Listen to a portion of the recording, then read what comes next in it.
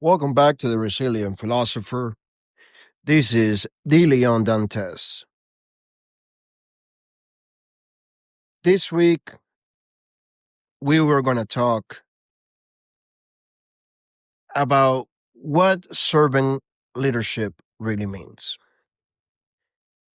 Recently, a friend of mine mentioned to me that perhaps the word servant really throws people off because they might be thinking of themselves belittling or belittle themselves in order to make other people do stuff. Oh, I'm gonna go and do your job, and you do nothing. I'm your servant. You know, I work for free, or I do this for free. And that's not the idea or the meaning behind servant leadership. And the conversation that friend of mine and I had about this subject came to make this episode today. It is important for us to understand what servant leadership is because we already do it. We already do it in many different ways. When you elect an official to represent your city, your community, your district, you do it because they're going to serve you by representing you. It doesn't mean that they're going to come and clean your house. It doesn't mean that they're going to come and do your job for you. It simply means they're doing a service for that district, for that community, for that city. And therefore, they are servant leaders. But servant leadership doesn't stop there. As a parent, you go to work, you pay your bills, you bring home food out of service to your family. When you decide to eat, is out of service to your body. So we are servants. We are servants of life. We serve ourselves in order to survive, in order to live, in order for us to achieve greatness. But there's something beyond that. When we talk about serving leadership within our personal life, within our business or corporate life, our workforce, and even within our religious and political leaders, we're talking about a way of life. A servant leader that does not work to empower others to become like them, that's a disservice as a servant. You must be willing to show somebody how they can better themselves on their own without being independent of you. When you're a servant leader, you make sure that the people around you, the people in your team, even the people that your team touches, and you yourself, you empower them. You make them feel the importance of growth. See, servant leadership comes with personal growth. It's not just you're helping others, you are helping yourself when you decide to seek the philosophy of servant leadership. Because even though you have leaders that are supposed to serve the people, they are leaders that actually, whether they've been elected to a position or been given a position of leadership, they are narcissistic and They desire to continue the power ladder, the office politics, the manipulation to gain more power, more favors, more money, more fame. That is not true leadership. That is not remotely real leadership. That's just an act, a performance that should let people know that you truly are not a leader. And when you get people in positions like that just were given a title, a, a new position within the organization where now you have the ability to tell others what to do, and you're not a serving leader, you're just a leader by title, and you will see the chaos within that team automatically, because then it all becomes about competition. And when you bring about competition, then you bring about the mentality of, I don't have to be better than you, I just have to make you look bad. And that's how you get people in positions that they shouldn't even be on. Not because it's DIE or however they say it, but it is because of the body system. There's a person within a title that is going to move up another level within the ladder of the corporation. And instead of picking the right candidate to take his spot, he picks a candidate that will not take his next job. Not only that the competition is within the team, but it then becomes within that person's threats to their position. Yet when you have the philosophy of serving leadership, you realize that the most important person within an organization is not the one that manipulates their way into title, but it's the ones that are willing to empower the team so everyone can grow. There's no certainty in life. There's no way to know if you truly will move up the ladder because you are a serving leader. That is why serving leadership does not require or aspire to titles or positions. You do it because it's the right thing to do. You do it because you feel empathy, because you realize they're not your competitors, they're your coworkers with equal or similar situations. And this is where serving leadership comes into play.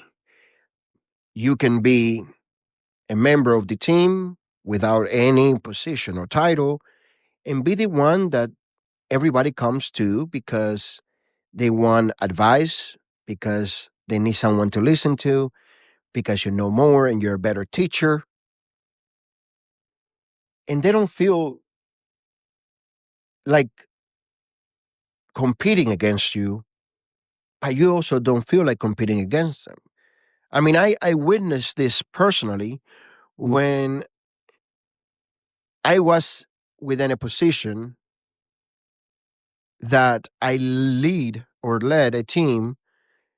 And at the beginning, I was having to do my new role, and I was the only one that could repair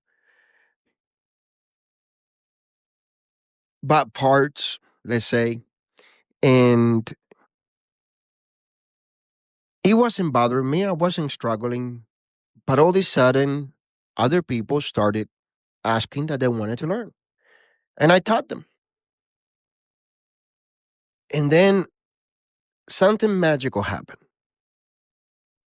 The people above me noticed how well the team was being run, how they were able to work together, how people were willing to help me and I was willing to help them, how I didn't put down any member of my team or members of other teams because I realized that at the end of the day, the client, the customer, is not going to care which team did it or who did it.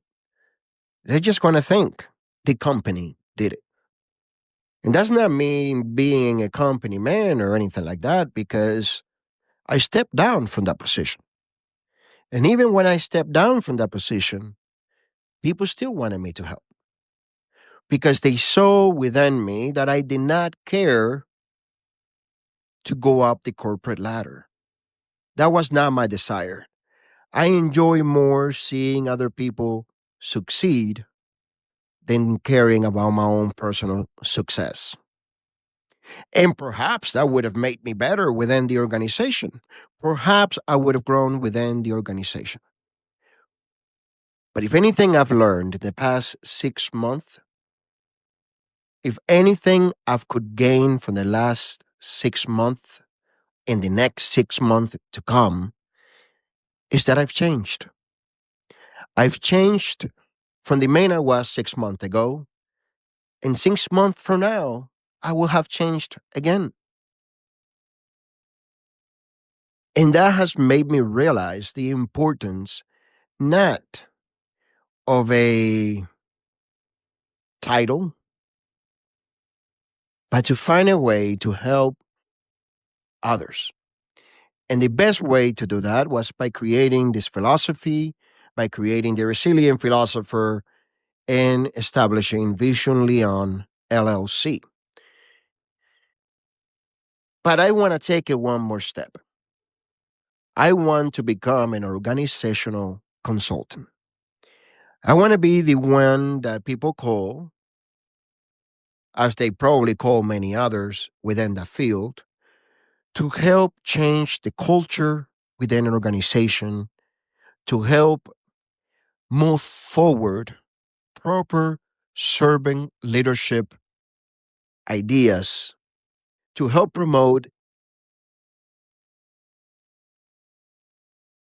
to the lowest place within the organization. It is also important to remember that good news never comes at a bad time. And good news is always welcome. And that is why, whether it happens 6 months from now or a year from now, or whenever it does, I just hope that I am able to help others as others have helped me. That is why I will continue to pursue my degree in psychology, and then I will move on to my master's in organizational psychology. I am by no means want to be a therapist. I enjoy being a philosopher. But I also know that understanding the way humans think, by understanding the way organizations operate, I can help more than by just studying philosophy. But the principles that I want to teach, I don't want them to be contaminated by corporate ideologies. That is why within the next year, I will release 2 books. And these 2 books will shine more of a light within my philosophy, but it would also establish how serving leadership philosophy within the resilient philosophy is. I will be releasing a book from the resilient philosopher, and I will be releasing a book within the resilient mind series. Currently, the Resilient Mind Volume 1 and Volume 2 are available for free in digital format in the website, and it's also available in Kindle. For new members, it will be free for new members of Kindle or for members of Kindle. I keep saying it wrong. Kindle membership. The Resilient Philosopher will have another book, and Resilient Philosopher will never be a series. The Resilient Philosopher, I want it to be books of my philosophy that people can just grab and read. That there's no need to buy a series. The Resilient Mind series can be read separately. You don't have to read them in an order, but they will have the same message throughout the series. I will always explain more what servant leadership is and how it has helped me and how it can help you. But if everything goes well, if everything goes smooth, there might be a third. There might be Vision Leon LLC, the Servant Leadership Philosophy course. It will be a layout of what servant leadership is within the corporate world and personal life. But that is far in the works, and it's time to curate, to really be properly established. That's why I'm not rushing it. But the other two books will have to be published because I already have them almost done. And knowledge not shared is useless. It doesn't help anyone, including myself.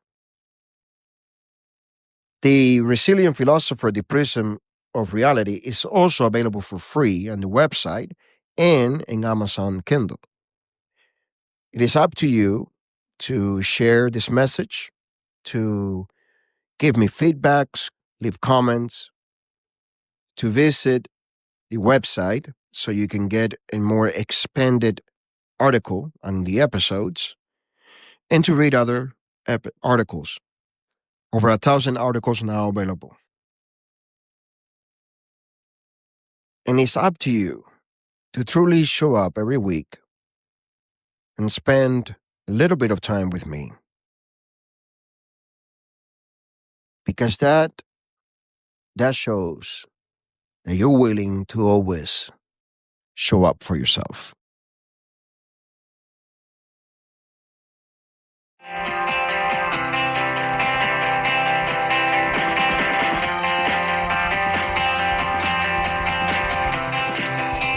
A new episode of The Resilient Philosopher will be available next week.